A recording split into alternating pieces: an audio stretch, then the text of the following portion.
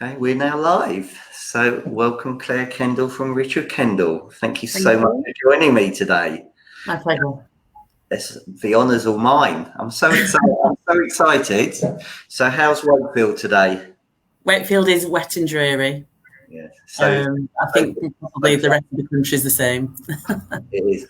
It's horrible today. Absolutely horrible today. It's cold, and coldness is coming in. It is. It is. So strange times. Yeah. Firstly, thank you for coming on today. I'm really grateful. I know you're really busy. So to spare half an hour, 40 minutes, it's very kind. I think you've got one of your friends on, Heidi. So thanks very much, Heidi, for watching. Say hello. Let's give Claire some loving. So tag some friends in, tag some colleagues in. I know Claire's very looking forward to this. She told me she's very excited. So tell us a little bit about yourself. You work for a family business. Yeah. I know you used to live near me, and when I was working in West Hampstead, you were down in Queen's Park. Yeah. You're now back, or after 7 years, I think, working in a family business. So how did you get into agency in the first place, and what's it like working in a family business? So when I was going through the realm of, you go to school, you do GCSEs, you do your A-levels, and then suddenly you've got this decision to make, what will I do with the rest of my life? And by this time, Richard Kendall Estate Agent had been up and running for quite a while. And Richard was very much, work for me, just come and work for me.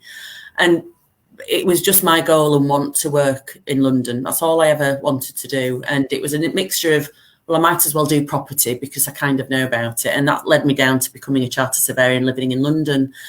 And then you live your life and you have your ups and your downs, and transferred to Leeds office with the company that I worked for. And then just one day it clicked and I thought, why am I doing this?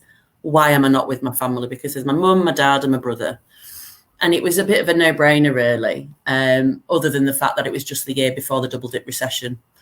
So it wasn't particularly great timing, but it was a very steep learning curve, one which hopefully as we've weathered the storm, so we've just got this one to go through. And agency, it's in my blood. That's all I can say. Richard has been selling houses for over 50 years. We've just celebrated his 50th year selling houses and renting houses, and that's what we live with. Both mum and dad, they come home, talk about it. You live and breathe it. Simon, my brother, who I run the company with, he went off to be a chef and came back, and you just do it, and you do it for your family ultimately. And it's not just my personal family, it's your work family as well. And over the years we've grown and grown, and you do become a work family, and that's very much the ethos of what we're about. So what's it like then working in a family business? It's different. I worked for a partnership in London for 7 years, as you said, and that was a great grounding and gave me a good understanding of how companies work and the hierarchies, etc. But nothing can prepare you. Absolutely nothing can prepare you for coming into an industry where you haven't really been in it before, but also where your dad is the boss. And your mum's at one side and then your brother's at the other. And I was bowled over. And I remember the first day, it was so busy. There was nowhere to sit. And I just stood and took it all in. And I went home and I was exhausted. You learn, you grow a thick skin, but you learn to pick yourself up and dust yourself down, and the day after is a new day. You learn to trust. And you learn to crack on, really, because at the end of the day, the buck stops with you. There's no one else to blame but you. And that is the ultimate driver in any business. You've got to feed your family. You've got to feed your work family. And that's the ultimate driver. And I suppose that's completely unique, really, isn't it? At the end of the day, there's no one else to blame. 100%. Yeah. So you about what just clicked for you? So when you were in Leeds and all of a sudden it clicked, I don't know. I think they were going through a little bit. There was a bit of drama at the estate agency, and I should be helping.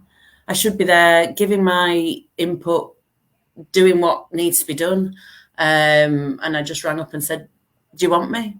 I think I'd got to where I wanted to be in surveying world, and it was fine, but it's not that it wasn't for me, but I just felt it was that family pull, and we're a very close family, always have been. But it was just that I need to be there. Brilliant. So how have you created your second family then? How do you create that culture, and how do you create that team where they all feel there's a family as well? It's trust and respect. That's the only way that you can really push forward. If you give, you get back. And I think I apply that to as much as I can do in life. You get back out of life what you put in. It's not been easy. There's always going to be personalities that you don't get along with in life. And it's as much as my responsibility to get on with them as it is for them to get on with me. I try and treat every single member of the staff individually. Sometimes you get it right, sometimes you don't. But we've got a culture within the Richard Kendall estate agent family is, if it works, then you stay with us for a long, long time. And we've got one of our members of staff approaching 25 years. We've got a couple over 20 years. We've got a couple over 15, and a lot of people that have been with us well over 10 years. And I think that's very much testament to the family way that we've run the business. And that's, credit to both Richard and Jennifer Kendall. You work, your heart's on your sleeve, and that's what we've said. What you see is what you get. We can't be anything else. And if they want to go work for a corporate company, off you go. That's not us. And we're as honest as we possibly can be with everybody. Fantastic. So what did you learn over COVID since? What did I learn over COVID? Sorry. So what did you learn over lockdown? So what did you do to keep your team motivated? And I think we talked about being match fit. Yeah, Zoom was amazing. It opened our eyes to how a new way of learning and communicating. It was my friend who works for the NHS, who's a speech therapist, funnily enough. She just reeled off these things. I was like, right, I'll try Zoom. It took us by obviously it took everybody by surprise, and and everybody went into survival mode. Everybody consolidated. What can we survive with? And it was exactly that.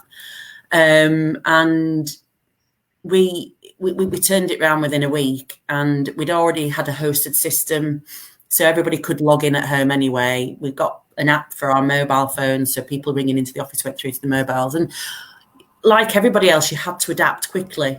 And luckily for us, we have the staff that could do that. The furlough situation was tricky. Everyone had to do it. We did a lot of the sharing, 3 weeks on, 3 weeks off, which helped to a certain extent. It was a little bit frustrating for some clients, but what we did do is make sure that we were ever present. We contacted people, we made people aware that we were still, whilst we were not in the offices, we were still available to talk, and just try to be as proactive as we possibly could, and bringing ideas together and just being ever present in people's minds. But we were incredibly busy those 6, 7, 8 weeks when we weren't allowed to open our offices. The rental side, obviously, can move people into rental markets. So Zoom viewings, they proved very, very popular. But also video viewings, they proved fantastic, especially for the rental market. And this rental market that suddenly boomed, well, not suddenly boomed, it's always been a very, very busy marketplace. But since coming out of lockdown, it's just the demand for properties like we've never seen it before in the rental market. And having a video of the property online that people can view prior to making an application is one of the best things that's come out of it for us, really. Because, before we've even got the property live to view, we've got 20 to 25 people wanting to register in their interest. And managing that when you can't do block viewings is very, very difficult. From the sales side, Zoom viewings proved again very, very useful. We educated our clients how to do WhatsApp videos. We've tried lots of different apps. Splice was quite good. And, we've got some of the, Andy, David and Jason just did an absolutely fantastic job of reacting to that, and what's needed. How can we get people in the homes without actually going in the homes? So we, what everyone else did, and advertising that fact using social media. It's an Achilles heel, isn't it? Social media. You either love it or you hate it, but it's a necessary evil. And we just put it out there. We're here. You can view houses. You can do whatever you need to do. And it brought us all closer together as a company, keeping in touch with as many people as you can, and just letting them know what's going on out there, because nobody did. Nobody knew what to expect. And just that communication was absolutely key, but having that foundation of a fantastic staff, it went hand in hand. And are you back in, I don't know, tier 2, tier 3 now? We're in tier 2 here in Wakefield and Pontefract, tier 2. But we are very aware that tier 3 is probably around the corner, because our neighbours Barnsley and Sheffield are both in tier 3. So it will be a surprise, I suppose, if we don't go into tier 3. Okay, and presumably you're all ready to go for that, and you've got your plans made this time. Even though it's not nice, it's not as much of a shock as it was last time. No, it's not. It's still worrying. It's that hidden agenda of what's well, there's no agenda. It's just what's around the corner, what's going to come. Everyone's very much, all eyes are on the government for what they want and what we can and can't do. Obviously, Christmas coming up. Christmas over the last sort of 3 or 4 years has historically been ever so busy for us. The seasonal workload has long gone. And, obviously, and then you've got Christmas and then coming up to March. So it will be interesting how it will work in a very busy marketplace where people are desperate to get in before Christmas and desperate to get in before the end of March. I think regardless of whether you're tier 1, 2 or 3, the phones will not stop ringing, and people will still be pushing as much as possible. I agree. So what are you doing to educate your vendors to be sale ready and your buyers to be buyer ready, so that they can potentially move in before Christmas and hopefully get things done before the stamp duty holiday ends? Or do we think they're going to increase the stamp duty holiday? If you watch it, put in the comments, what do you think? Is it going to be increased or not? It will be interesting to see what people think. I have a hinge. I have a feeling that they might do something. Whether it'll be something that we're happy with, I don't know. But it obviously has gone well. That will answer your question. But going back to a week and a half, 2 weeks before we formally came out of lockdown for estate agents, we could sense that viewers were frustrated. They were ready to go. So that pent up, even though it wasn't a huge amount of time, that pent up frustration, we could see what was happening. But from the vendor's point of view, it wasn't until they announced the stamp duty that things really started kicking in for people putting the house on the market. So really, we've had a lot. The more properties you sell, the more issues that you're going to face. And, that's how it is. And we've had a lot of properties that have sold and vendors are simply, I can't find anything. I don't know whether I want to move now. In lockdown, we had a few people, I love my house, I'm not moving. But then we're not going on holiday, we're not spending our money. What else can we do? Oh, we'll move house. Or, I've done all those jobs that I said I would do. I'll move. So for a vendor to be, get your house ready, it is very much still regarding price. Prices in Wakefield areas have gone up between 5 and 10% since lockdown. Some as much as 15% in some areas. We were experiencing in the early days of coming out of lockdown, silly offers going well above asking price. Not so much in the main central areas, more out on the outskirts. But that's not so much now. But we still have to be realistic, because no matter what happens, the lenders will control this market. Yeah, and I know we were discussing offline. You were saying you're starting to see a few down valuations now. And it's managing people's expectations. So agent A will go in and say, well, we've had an increase in price, yet we think X amount. Then agent B will come in, let's put it on for this. It's absolutely great. And you never know, they may have that interest. There may be the interested parties there. But if the lender goes along and, we can't substantiate it, we can't find any comparables, they're not going to go forward with it. They're not going to lend on it. So it's very much the products that are out there from on a mortgage market, and obviously what the lenders are thinking. So price still has a huge part to play here, and then buyers. If you're in a position where you want to buy, you kind of feel a little bit sorry for them, because you really have to be, a concrete sale sold subject to contract. You completed chain, you're in rented accommodation, or your cash purchaser. Those are the guys that are really going to be able to push forward. We have had clients that have had, people put offers in properties, and then three or four different properties before they manage to get one they want, simply because of the competition on people's other positions. So that's played a huge part as well. So, be aware, be prepared, as in make sure you've got your mortgage agreement in principle, or if you've got your proof of deposit, get your ID. Obviously, we know with anti-money laundering regulations, which is again a headache for all the estate agents. I'm sure I'm not the only one to feel that way. It's not a smooth process, and those timescales, from our experience, from point of sale to exchange, have gone from between 11 to 12 weeks to 14 to 15 weeks, which is a huge shame.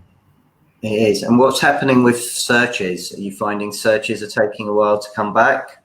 No, Wakefield historically it has always been very quick. So thankfully, touch wood, we've not any issues there. That's one good thing then. Yeah, no, it was all right. It's not something that we could do. Yeah, so many agents have got constipated pipelines at the moment. Well, we are in that band. Don't worry about it. But we're not blaming searchers. Put it that way. We might be blaming the people that order the searches, but never mind. Again, I think it all comes back to how people are educating their vendors, getting them sale ready, maybe getting them to spend money and getting their searches in place. Because if there's that much activity there, then hopefully if a buyer solicitor will accept it and the lender will accept it, and that will save some time. So you're not saying that you want the home information packs to come back then, are you, Stephen? Well, as a charter surveyor like you, why not? I think we all be quite, I wouldn't disagree, really. Didn't see anything wrong with the home information packs. I thought it was great. You had all the upfront information. You had the survey there, and actually what it told you is you had a very serious vendor. If they wanted to go ahead and spend some money on it, you knew then that they wanted to sell, and more likelihood that the sale will go through. I think for me, would it help? I would get the searches. I mean, if I was back on the floor, I would be speaking, right, you need to get your searches now. If you're serious about selling, the buyer, I'll make sure that the buyer will, reimburse you. Here's all your fixtures and fitting forms, property information, seller's information. We do that, yeah. By every single instruction we do, we request a property information questionnaire. Yeah. So at least that way, when you find a buyer, everything's gone out. I'll be educating the buyer that, if you find something that you see, just here's the next steps. Here's what you need to do if you haven't done it already.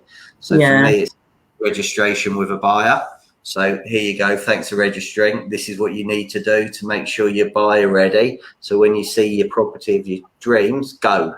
There's no holding back. And if you're not proceedable, then you need to get yourself proceedable. I mean, there are a lot of people out there that are very savvy to it now, and they are aware of what they need and what they require. But then you do have a lot of people that are not, this is their first time buying a property, first time we've been here 30 years, we want to downsize, etc. So you're always going to get a mix of clients wherever you are in the country and whatever type of property. And I suppose you may have 2 or 3 agents going in, all saying very different things. And I don't disagree with you. It is about educating them, but you've got to very much need that vendor to want to listen to you, rather than can you just get it on the market and just take your photos and just get on with it. I was doing some work with an agent today, and I said, well, what do you actually do for your fee for the investment in your services? Because most people think all an agent does is put a property on Rightmove and that's it. And we ended up coming up with 45 things an agent does. So I said, well, why don't you laminate those 45 things and say to the vendor, this is exactly what we do, which bit don't you want? well, actually, I want all of those. Well, there you go. If you want all of those, that's what you've got to be paid for. Absolutely. And in our services is, whatever you charge. So community, you do a lot of community work. We try our best. You try your best. So I know you're a road runner. Every time I see you, you're running marathons everywhere with Simon, trying to break records. And I know a lot of it, you're raising money for local charities. So how did all that come about, and why do you think it's so important for agents to be involved in their community? And obviously you've been, as you said, you've been celebrating your 50th year this year, which is fantastic. But why is it so important? Look, whatever we do within the company, we try our very best to use local traders, local providers, local services. All of our solicitors on our panel are local to Wakefield, and it's about keeping employment there. Community is absolutely everything to a local estate agent. You rely on your local market. You want to support your local companies, your local shops, your local businesses, your local people, because that's who you are. That's who we are. We have always had a good relationship with Helen Knowles of the Wakefield Hospice. And I think it was maybe 7 or 8 years ago, maybe, that we decided to sponsor the Wakefield Hospice, the Wakefield 10K. We got heavily involved in that. Simon and I already did quite a bit of running, albeit not as much as we do now. And I think, it went hand in hand. We like fitness, we like having that time out, and we wanted to do something to support the Wakefield Hospice. And we brought hospice to their next stage. I mean, they've gone to the next stage again now with the Wakefield 10K, but it just brought them out of, I remember getting a phone call from the hospice to say, "You've put us on Rightmove. We're on Rightmove. It's amazing." And, those are the things that we can tap into to give to people, to give them that awareness. And it's amazing once you get involved in these local community projects, and sponsorship of this and sponsorship of that. And there's a local harbour show that we sponsor every year, because that matters to the people that we buy and sell houses to, and rent houses and manage our houses to. It matters to people, and I think that it sort of escalated from there. And we helped set up the Pontefract 10K again with the Prince of Wales Hospice in Pontefract, and that was a great experience. And we try and do whatever we can. And then, obviously, as you said, this year, Simon and I decided wanted to do 3 marathons in 21 days. On behalf of the hospice. Crazy. Yeah, well, I'll blame my brother for that one. It's all his fault. But I think running for both of us is a way for us to let go a little bit, to have our own time, because I've got a small family. You don't have that. You can't, even when you're going into cars on appointments and between offices, there's always something tapping on your head and somebody on the phone, etc. And you've always got, as soon as you get out the car, you're looking at your emails, what can I do? And it's just having that downtime and having that space. And I think, I was the first one of us to do a marathon, and I loved the experience. And then Simon slowly got back into running. And when my first 10K was when I was with him, and he always waits me at the end and gives me this encouraging, come on, you can do it. Because obviously he's a much better runner than I am. But it just gives us that sense. At the moment, yeah, I'll take that. You need that. It's kind of therapy, really, because you have a lot of people that look to you for the answers, and I think that's the hardest thing. And that's the hardest thing that's been out of lockdown for myself in COVID, is that everybody's looking to you. Everybody's looking to you for the answers when you don't have them. They're looking for the guidance when I'm looking for the guidance from somebody else. And, we're in a no man's land, aren't we, really, at the end of the day? And that cliff edge could come at any time. And I know that cliff edge has come for so many local businesses around us. And your heart goes out to them. You want to do as much as you possibly can. And again, that's where social media comes into it. We want to push people. We want to help people. And, you know, shop local. If you're listening and watching, shop local. It means everything. Amazon will be okay. Okay, spot on. Yeah. Hello to my builder, Neil. Okay, told you, you're a YouTube sensation yet again, twice in 3 days, Neil. Thank you. Okay, so I think you've just raised an interesting point there about leadership and guidance. So who inspires Claire? Oh, my dad. Is that, What? well, yeah, my dad. Why? Because, you know, from his childhood, this is all he ever knew, and that's all he's ever wanted. You know, that's all he's done is estate agency. And he obviously started his way at the bottom. And don't get me, Simon and I, we've worked in the back office. We've put Pritt stick on the back of photographs and stuck them onto property particulars. You know, we've made coffees and teas. And it's such a good grounding to do that. And he's worked his way up with no one's help but his own. And then with the help of my mum, and they've pushed each other to do that. They've been through heartache and pain, and both got made redundant at the same time, etc. So, you know, and he bred Richard Kendall estate agent out pretty much very, very little. And it is very interesting to talk to and speak to. And I look at where I am now, and I'm, you know, we're knackered, but, you know, he just carried on in his 40s. He was at his peak, and off he went. And so, you know, you've got to rein yourself in.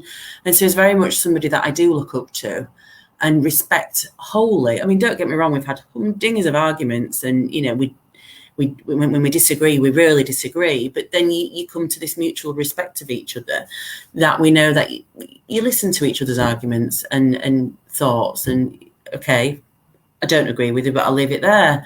And that's been a huge learning curve for us. And for him to be able to adapt to that, you know, to let his son and daughter work for him and still have a relationship with us, I think is quite special, really. So, yeah, I do look up to him, and I do very much aspire to be as controlled as that.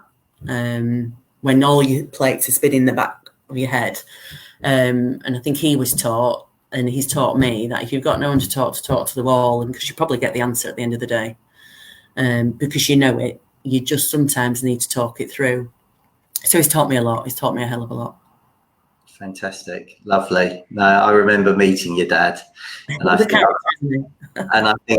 I remember shocking him when I started talking about London fees, and I remember the blood draining from his face. And in fact, that was one of the lessons I learned very quickly. If I was ever to go north of Watford, don't talk about the average fee down in. No. Talk about the average UK fee. That was a massive lesson I first learned when I came up and saw you, and that was what must be 6, 7, 8 years ago. So quite a while ago. I want to come back on this leadership and guidance, because actually I think it's really important at the moment, because there's a lot of people who are watching this, and I'm sure they feel exactly the same way. There is loads of unknowns out there. So, you know, how I suppose, what are you doing to cope with this? You know, what's your coping mechanism? How do you go out and become a better leader? Do you think you become a better leader with everything as a result? And hello, Sarah. Your apologies are accepted for being late this once. Don't think that you've got it all sorted. Don't ever rest on your laurels and think, right, you know, everybody can crack on, we've got this. Because, you know, there's always something out there that will test you and push you. So, you know, lead by example. For me personally, don't expect somebody to do something that you wouldn't do yourself. Be part of the team. You know, since we've been back in the office, I mean, lockdown, working 7 days a week, showing that I'll put just as much time and effort in as everybody else. when we've been back in the offices, I've been on the front line, as it were, arranging viewings, arranging valuations, giving feedback, dealing with everything plus everything else. Because, you know, from a leadership point of view, they know, you know, you can't just expect them to do it all and just sit in a corner and cry. And I think if you do that, again, it's that trust and communication and communicate with people. Tell people what's happening out there, the new rules about qualifications, which obviously stepped up a little bit of a gear recently. Not everybody's going to like that. And it's, again, how you best manage their expectations and expand it. You know, when you yourself thinking, I can't believe this is going to happen. We've got a lot of people that have been in a state agency a lot of years, and it's going to put them into early retirement, basically, which is not what any of us want. So it's always learning, always making sure that you're one step ahead if you can be.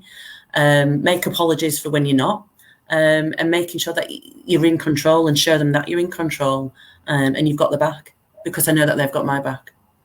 Okay, lovely, thank you. It's great, great advice. So you mentioned my favourite word, learnings, there, or one of my favourite words. So what do you do to self-improve? What books can you recommend, or podcasts or audio books that's impacted you? A lot of my self-help books are all to do with how to raise children, and keep on top of it. So there's not necessarily any books that I try and avoid reading too much regarding business books, because you're so consumed during the day, and, you know, it's 7 days a week. But you know, any webinar that I can do, I'm still a member of the Royal Institute of Chartered Surveyors, the NEA, Property Mark, all that. You know, I'm actively engaged with that, and I'll ask my staff members. We're even before the announcements of staff members having to be qualified, we have been encouraging a lot of our staff to become members of ALA or NEA, and, you know, you travel, you do that with them, and pushing them to do these webinars and, you know, continuing professional development. We've had a process of having large number of apprentices that have gone through our systems, which is a fantastic way of getting these kids work experience whilst being paid for it. And out of that, we've got some absolutely fantastic staff, many of which have gone on to do the NEA exams, but also the NEA apprentice scheme as well. So we've got one just about to start that. So I think everything, you know, you read everything, the property news, conveyancing news, estate agent today, you read everything. Whether you agree with it or not, you read everything that comes through. So you know, every morning, Property Digest, Richard, he will always send me 1 or 2 news stories from there, because it's really interesting. Not that I always agree. I have to scroll to the bottom to see who's written it, as to whether I actually agree with their point of view or not. But it is fascinating. And Property Eye, we've had a few bits in there, and I think that's a great way for communicating with people. But, you know, whatever I do, you know, push it on to others and suggest you should do this, you should do that. We've got our own photographer in house, and always sending him in photography courses, and then he comes back and says, can I have this camera, or can I have that? But thank goodness for Lightroom. So that's a top tip from our point of view. Lightroom has saved the day many a time. So yeah, you never stop. You read everything that comes in your inbox, whether you want to or not. Okay, so what are Claire Kendall's non-negotiables for your team, and maybe for you as well? Oh, as in, you know, get to work on time, if not, albeit half an hour, 45 minutes earlier, and that works very, very well for us. Put a smile on your face. That's a non-negotiable. When I interview people, I say, no, you put a smile on your face, even when you're picking up the phone, they can hear the smile in your voice. My son once came into the office, and I was on the phone, and I put the phone down, and he went, "You're really nice." But, you know, you do have like at home then. Oh yeah, it was. Why can't you be like that at home? I was like, it's not real life. But no, you put a smile on your face, because it's infectious. Hard work, that's non-negotiable. just it, but try and enjoy it. And I know that's a very, very difficult ask. But, estate agency is a very, very difficult business to be in. And people watching in this industry will know exactly what I mean. People can be very, very unforgiving, very demanding. And you are that middleman that's trying to control everything. And if you don't enjoy it, then you're in a pretty bad place, really. So yeah, try your best to enjoy it if you can. But you're a people person, and if you're not a people person, don't bother. 100%. And if you can't take being rejected, you're definitely in the wrong industry. So yeah. So going back to caffeine is a must, and you bring cakes in and biscuits. So can I unpick a couple of things that you said there? I want to talk about apprentices. Because actually, I think that's really important, especially with everything that's going on now, and it's going to be the younger generation that actually may struggle to get work. For people there that are looking maybe or hadn't even considered going down the apprentice route, what advice and where would I start? So we have apprentices that come directly to us and say, I'd like to, get on the property ladder. I'm just leaving school. We use a company, a business college in Huddersfield, and we've worked with them for a long, long time. And either they introduce them or we introduce people to them, and just give them a call. Give businesses a call. Do you run an apprenticeship scheme? Go online. There's Wakefield Apprenticeships. There's Pontefract. Your local councils will have them. Your education funds, etc. So. And you can do an apprentice in so many different levels. And we do business administration or customer service. And it gets you on that ladder. It gets you a qualification. And the most important part for me is it gives you that experience. Because and this is what I tell them, whether you want to stay with us or not after that year, you've got a qualification, but you've got office administration experience, which then it's down to them to see how far they want to push themselves. But it gives them that edge over the next person that's just come out of school and not thought what to do, and I'll do this. And I do think it's so important. What can be better? Education mixed with education mixed with actual working. And I think going back to my own experience, if the RICS, you do it, and you do your course at university. You do 2 years, and then you do a presentation at Heathrow Airport, and you either you get it or you don't. And I think if I'd have applied my college learning, university learning with actual learning, it would have been a much easier, much better, and a much more productive way forward. Do you know what? It's very funny. I was smiling there because I failed my RICS exams twice. Right. Oh, right, okay. I did it via correspondence course, via Reading, and I failed it because I was working at the time, and I couldn't get the theory of it. I just did not understand the theory. Yeah. When I finally passed on my final attempt, it was like either I do it or I don't do it. So I did some work as well, which helps, and I passed. But the part 2s and part 3s and the APC, I flew past. I most probably got 100% because I was doing it every day, and I actually understood what I was doing. Exactly, and you're spot on. I think actually doing it, working in it, you understand it so much more. You really do. And I suppose it's some of this that's similar with schools as well. So thank you. That's one of our challenges, that there's very few people out there that grow up wanting to be an estate agent. So it's very much something that you fall into. And apprenticeships are something that really gives somebody good insight to what the industry is. And I think that really helps cement that really for us.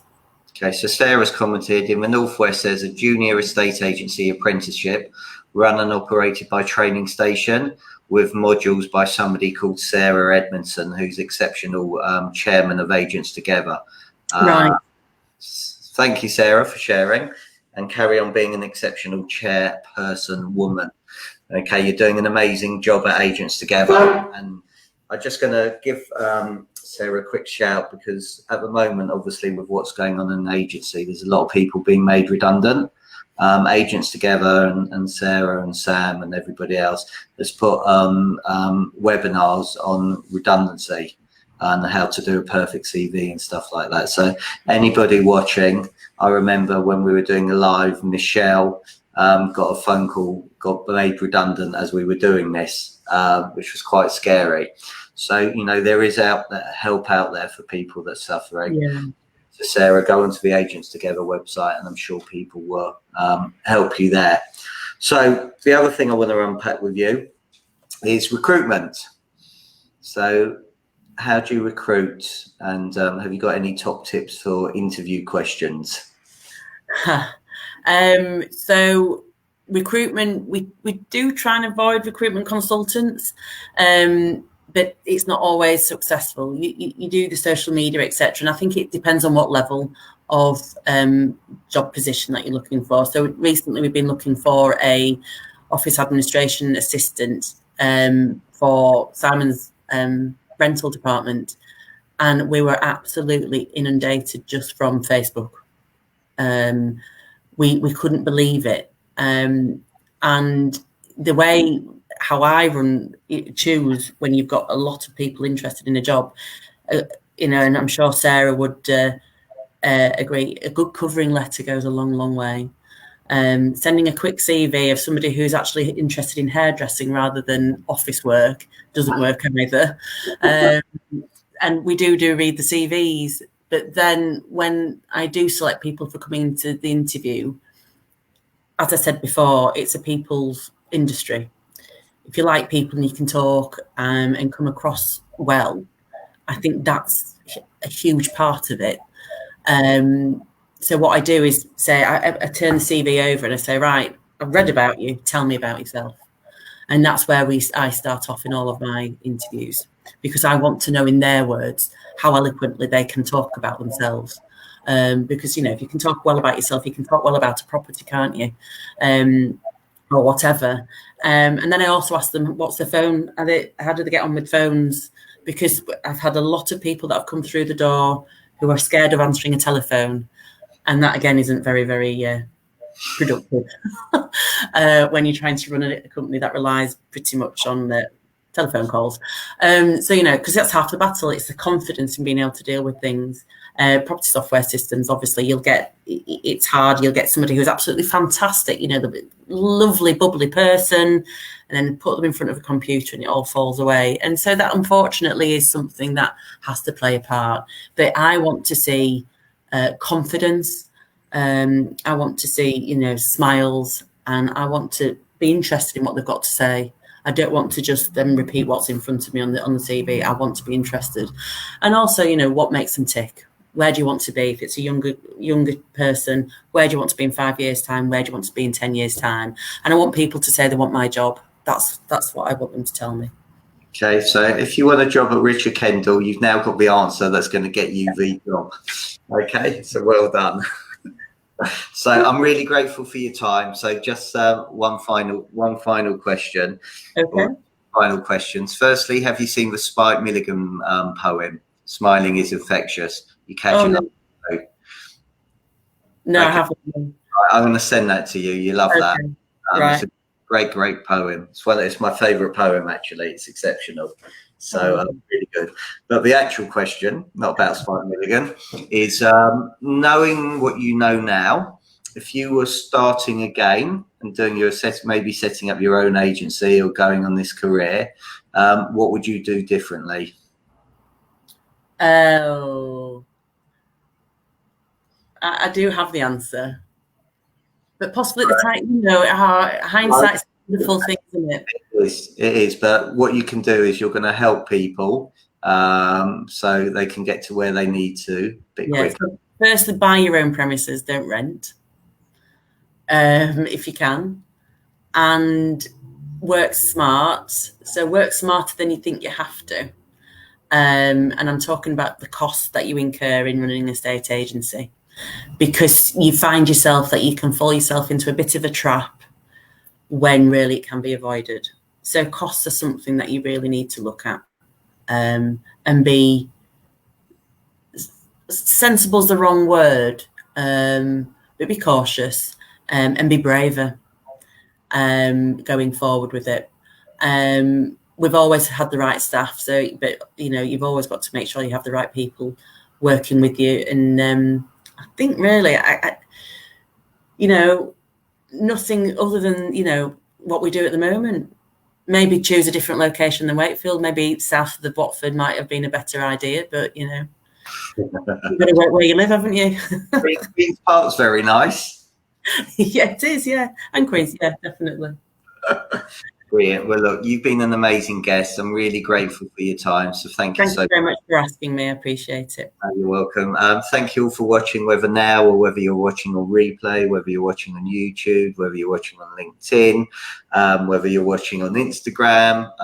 You can now get access to all of these on podcasts, so on Apple and Spotify. So if you are listening to this, and I'm sure you've got loads of great insights and top tips to be a better estate agent, be a better version of yourself, please rate it and review it at the Apple Store. That would be absolutely fantastic. On Tuesday, I'm going to be joined by two monkeys, Neil Martin and Nigel Risner, which is going to be a lot of fun. Thursday, I'm joined by Michael Nettleton, who's chairman of Knockdayton, another family business in Shropshire. And I look forward to you joining me all then. So thanks very much. Claire, you've been amazing. Everybody, have a great Thursday afternoon and have a great weekend. And I look forward to you joining me or listening next week. Thanks a lot. Thank you, Claire. Thank you.